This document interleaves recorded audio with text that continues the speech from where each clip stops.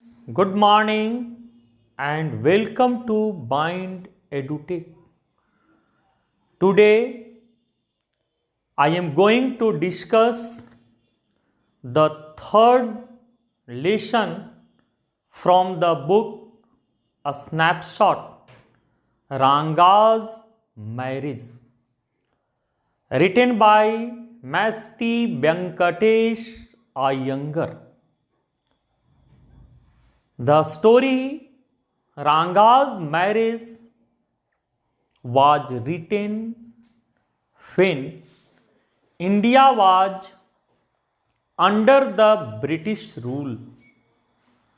English language was not widespread, especially in Indian villages, and child marriage was in fashion.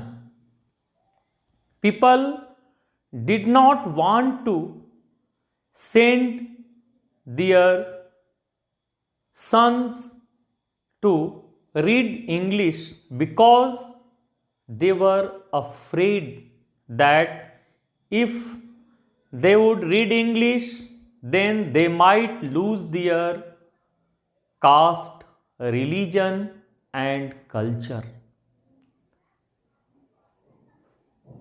A story Ranga's marriage मैस्टी Venkatesh Iyengar की एक कहानी है। यह story तब लिखी गई है जब भारत पर अंग्रेजों का शासन था। इंग्लिश भाषा बिल्कुल प्रचलित नहीं थी, खास करके भारतीय गांवों में, and child marriage was in fashion. बाल विवाह का प्रचलन था।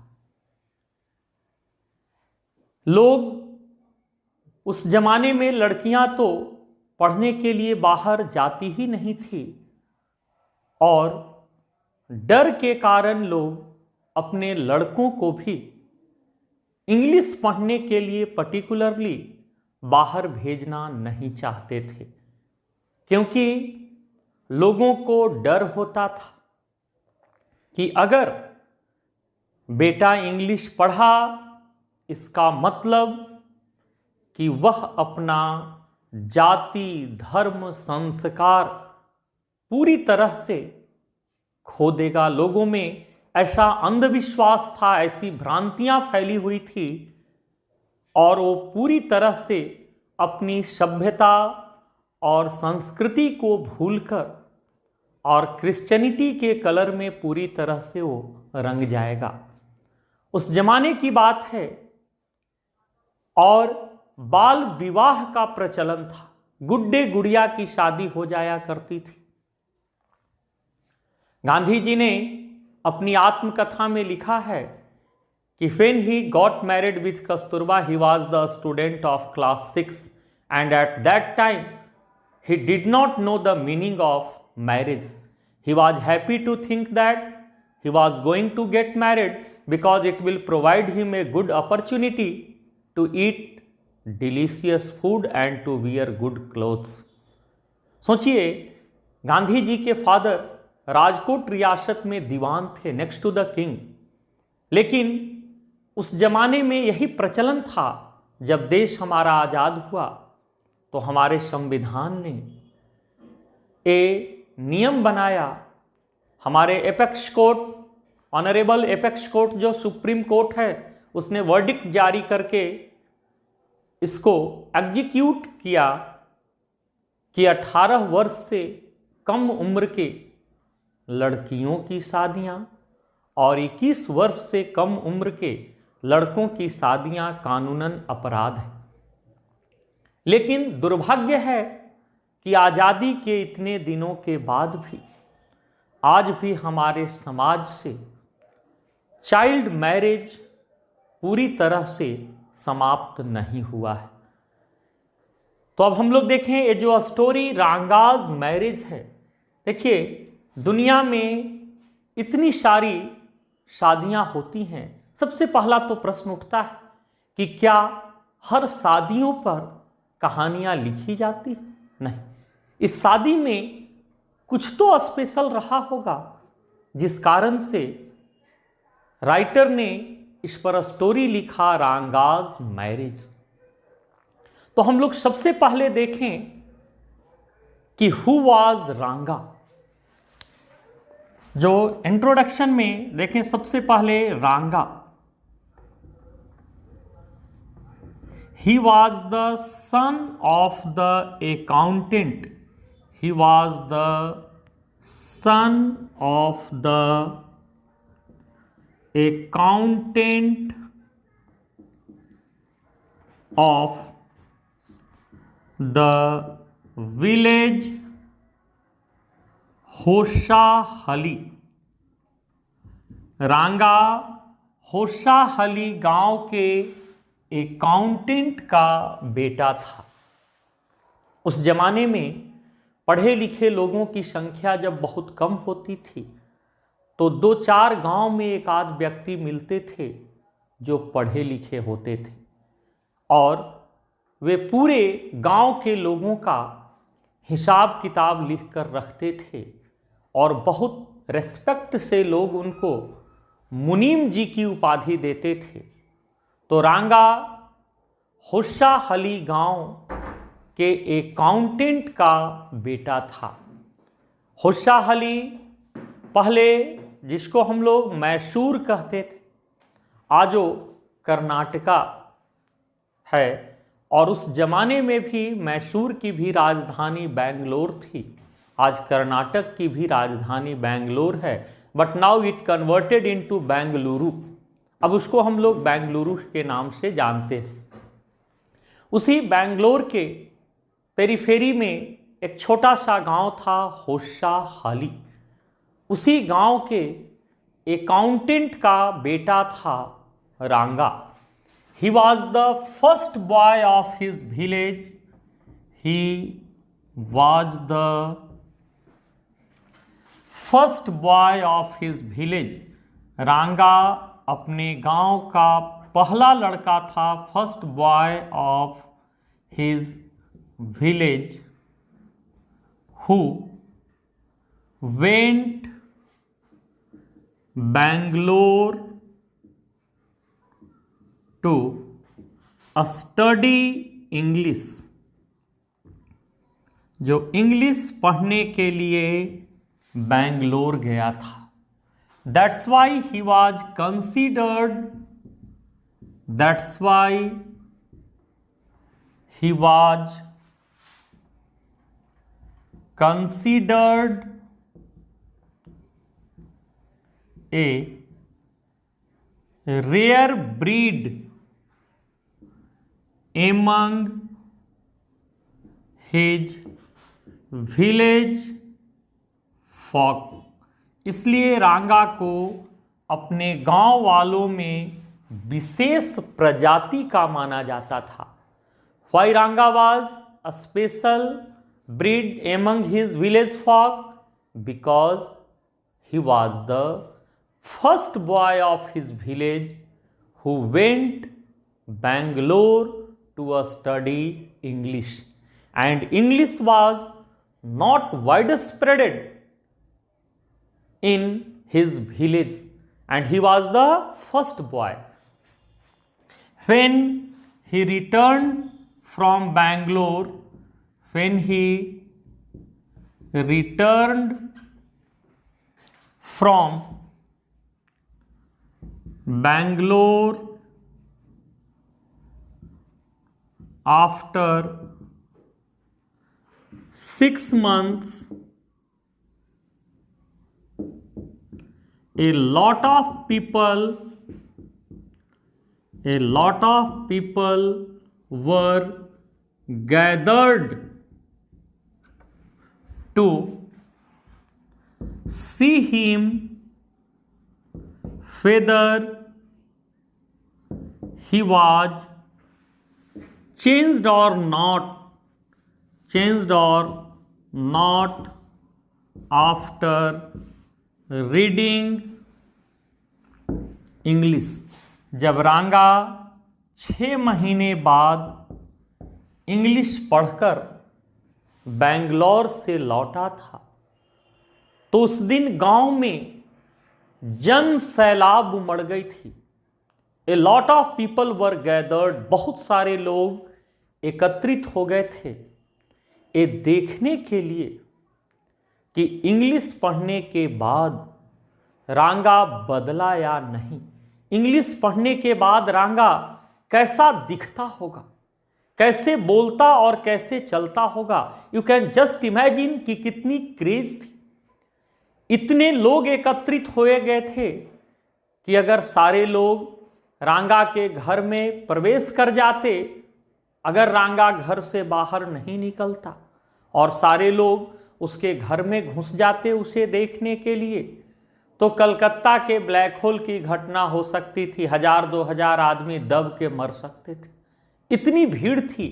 जो जहां था वहीं से दौड़ पड़ा रांगा के दरवाजे, यह घोषणा करते हुए कि अकाउंटेंट का वह बेटा जो इंग्लिश पढ़ने के लिए बेंगलोर गया था वो लौट कर आया है।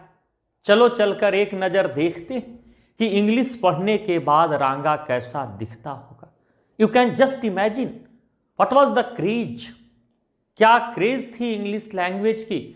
तो हम लोग स्टोरी में देखेंगे कि इंग्लिश पढ़ने के बाद रांगा में क्या क्या बदलाव आए, क्या उसके रूप रंग आकार बदले या नहीं, दैट मीन्स कोई फिजिकल चेंजेज ऑब्जर्व्ड किए गए या नहीं, सोशल चेंजेज ऑब्जर्व्ड हुए या नहीं, उसके जाति धर्म संस्कार बदले या नहीं, उसके धार्मिक विश्वास बदले या नहीं।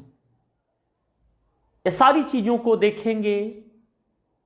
और जो सबसे महत्वपूर्ण बात कि after reading English what was Ranga's opinion about marriage, English पढ़ने के बाद रांगा का मैरिज के बारे में क्या ओपिनियन था, वो कैसी लड़की से शादी करना चाहता था और क्या वह अपने विचारों पर अडिग रह पाया या नहीं।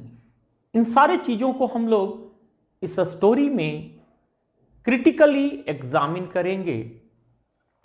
तो केवल रांगा से देखिए कितने सारे ऑब्जेक्टिव्स बन जाएंगे कि हु वाज रांगा, तो he was the son of accountant. या अगर क्वेश्चन पूछा जाए कि what was the profession of Ranga's father, तो he was accountant. What was the name of Ranga's village, तो होशा हली। रांगा वाज द फर्स्ट बॉय, अपने गांव का पहला लड़का था। Where did Ranga go to a study, Bangalore. क्या वह स्टडी करने गया था, इंग्लिश। इसलिए उसे क्या माना जाता था रांगा को, रेयर ब्रीड, विशेष प्रजाति का। रांगा इंग्लिश पढ़ने के बाद कितने दिन के बाद लौटा, तो 6 मंथ्स। बहुत सारे लोग वहां पर क्या नजारा हुआ था, तो a lot of people were gathered to see him whether he was changed or not after reading English. इसके बाद हम लोग चलेंगे सेकंड कैरेक्टर जो हम लोगों को इस स्टोरी को नैरेट कर रहा है वो है Shyam. He is the narrator, इस स्टोरी का वर्णन करता है narrator. He is the narrator of the story, इस स्टोरी का नैरेटर है Shyam. He was a story whose native language was Kannada, whose native language was Kannada. Shyam का नैरेटर का नेटिव लैंग्वेज क्या था, कन्नड़, मातृभाषा उसकी कन्नड़ थी। He was a generous considerate fellow. Shyam उदार हृदय का था, सबका भला करने वाला था। Who used to derive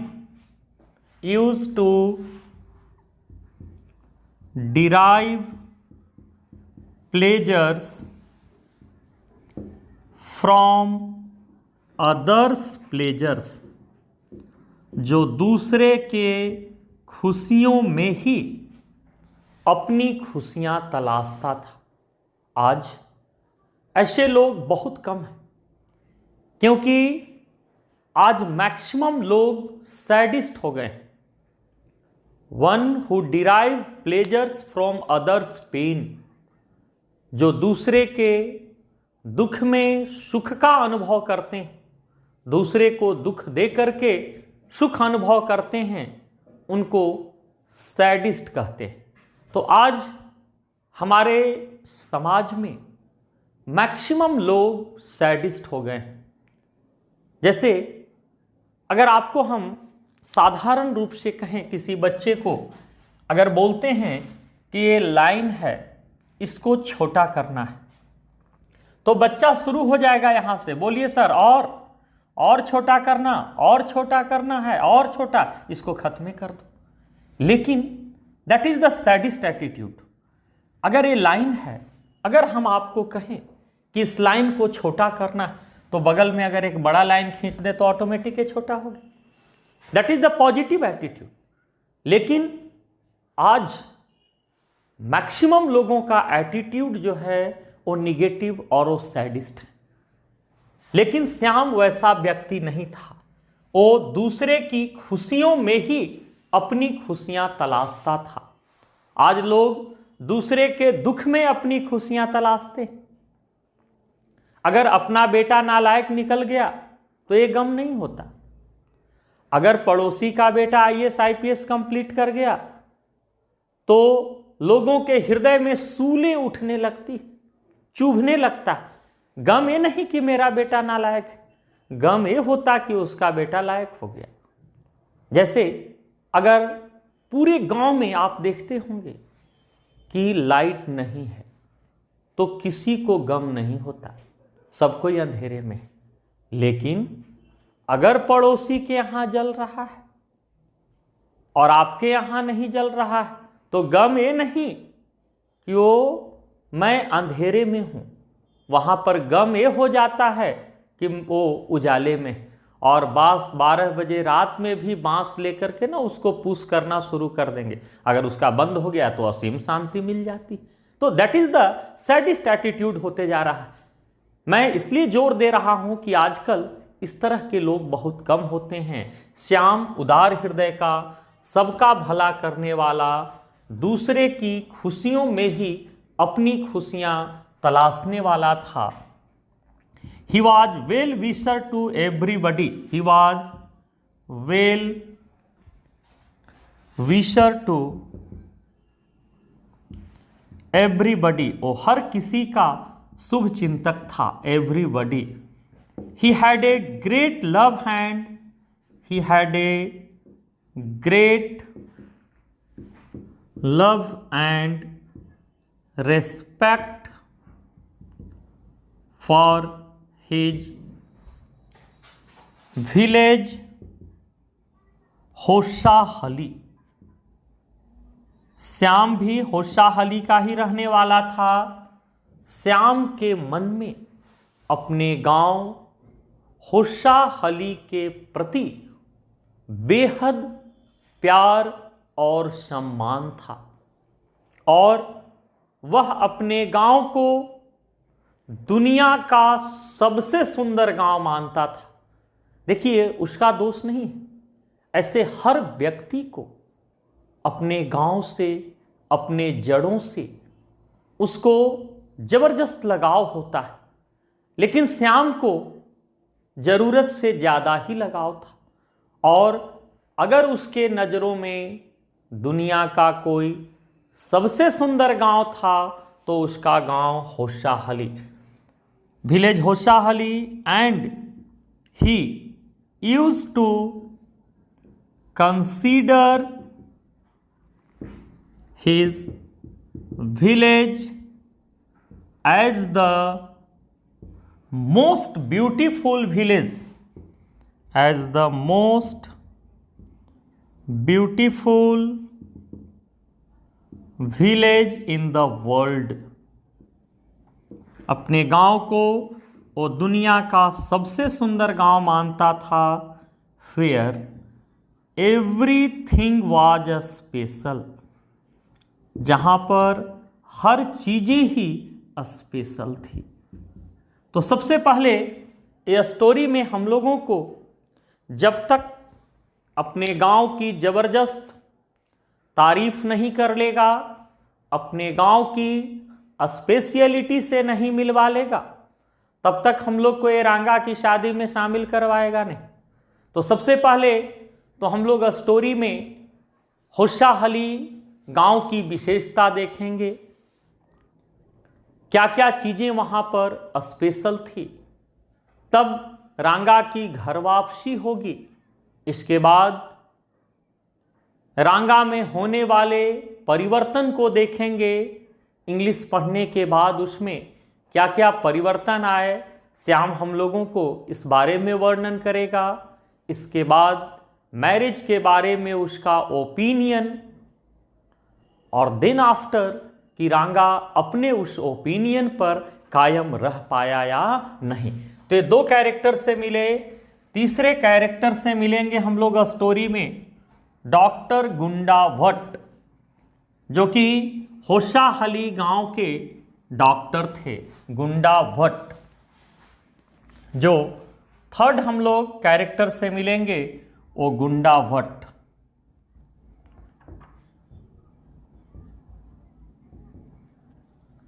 He was the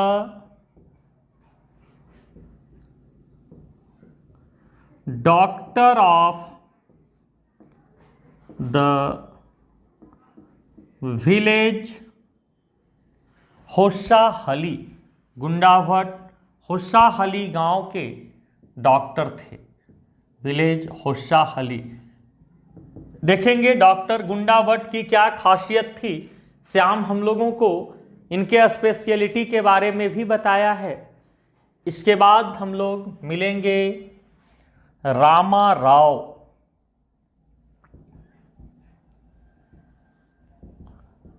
he was a respected person in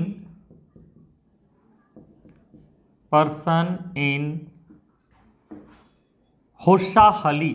होशाहली के एक सम्मानित व्यक्ति थे Rama Rao. He was the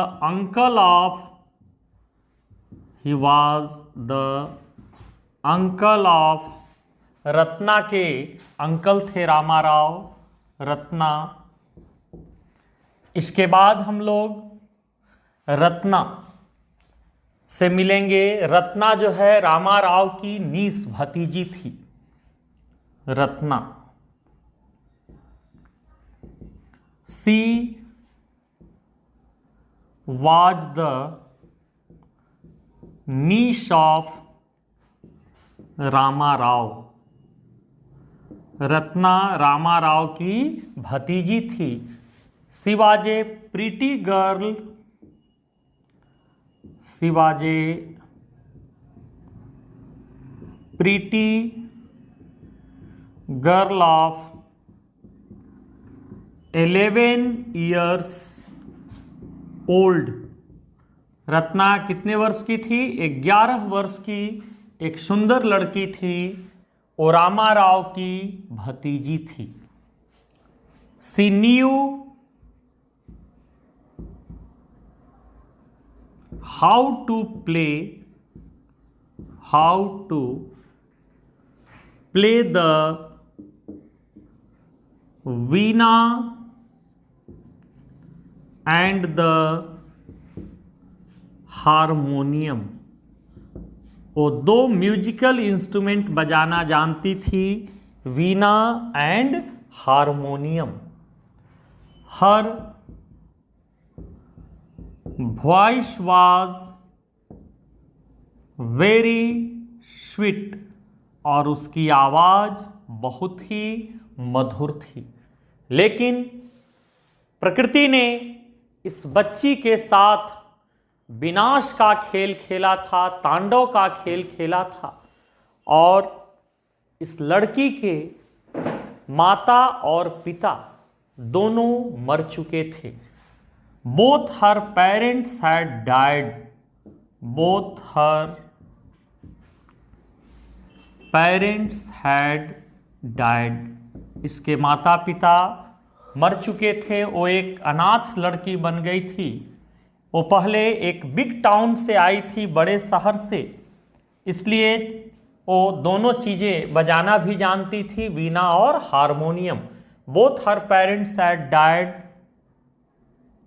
so she had come to stay with her uncle.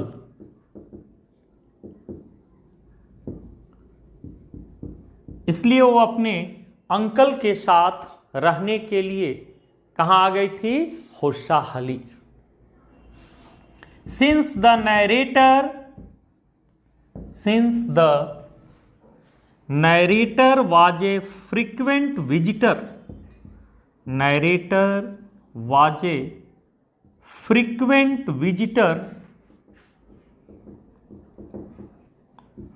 to her home, so she was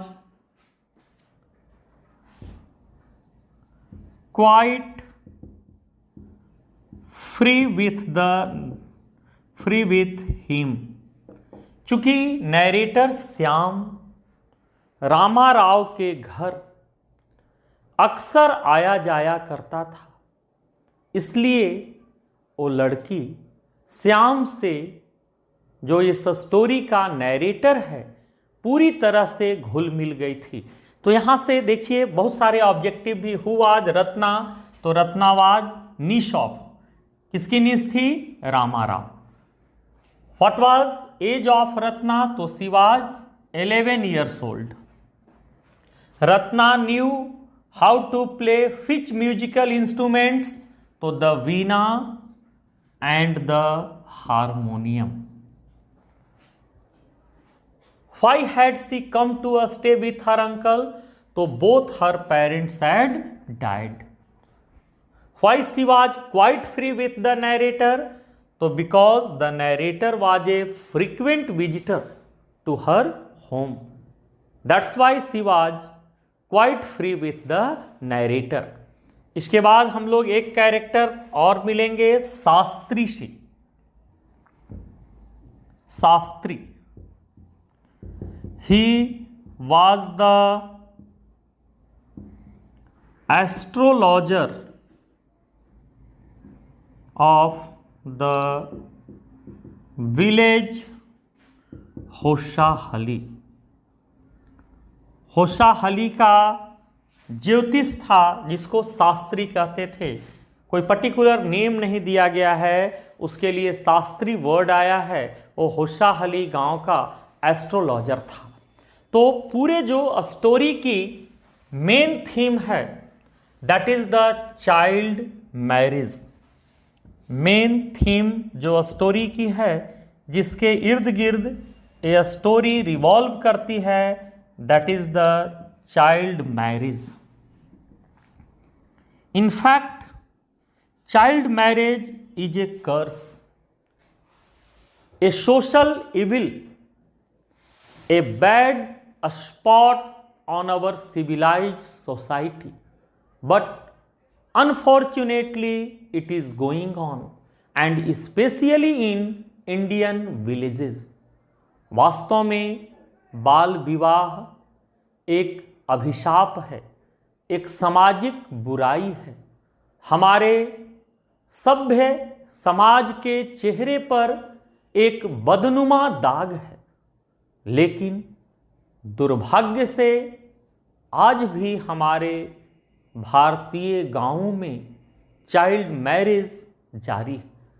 तो लेखक का ये कहना, देखिए, किसी भी चीज को केवल नियम बना देने से वो सामाजिक बुराई दूर नहीं हो जाती। पढ़े लिखे लोगों की भी जो मेंटालिटी होती है वो भी बहुत गांवों में जाने के बाद उनकी भी मेंटालिटी उसी में मिल जाती है। तो ज़रूरत है कि न केवल सरकार के नियम बनाने से बल्कि हम सबको मिलकर इसके लिए एक संघर्ष करना होगा। हर कोई यही कहता है कि मैं क्या कर सकता हूं। अगर आप सक्षम न हो तो भी अगर आपके इर्द गिर्द इस प्रकार की कोई घटना घटित होती है तो आप कम से कम अपने से जो सक्षम अथॉरिटी है वहां तक इस न्यूज को तो स्प्रेड कर सकते हैं। अगर इतना भी करते हैं तो भी आपकी ड्यूटी पूरी होती है, क्योंकि आप उसमें एक सक्रिय योगदान करते हैं कि हमारे समाज की ये जो बहुत बड़ी सामाजिक बुराई है चाइल्ड मैरिज, हम इसको रोक सकें। तो नेक्स्ट क्लास में हम लोग अब लाइन बाय लाइन एक्सप्लेन करेंगे इस स्टोरी को। आज हम लोग ने इंट्रोडक्शन और कैरेक्टर देखा, अब अगले क्लास से लाइन बाय लाइन एक्सप्लेन करेंगे। Thank you.